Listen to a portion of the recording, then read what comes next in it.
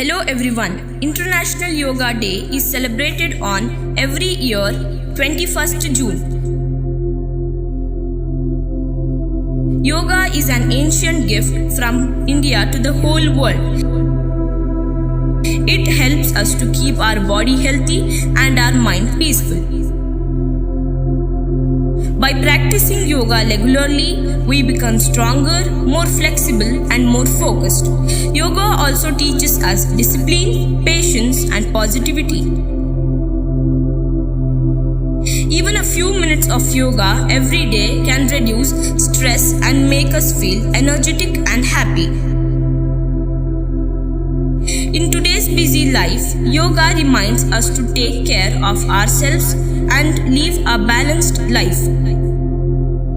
Children like us can also practice simple yoga exercises and breathing techniques to improve concentration and stay active.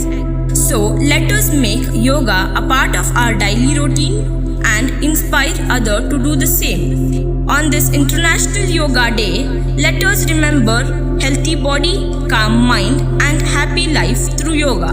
Thank you.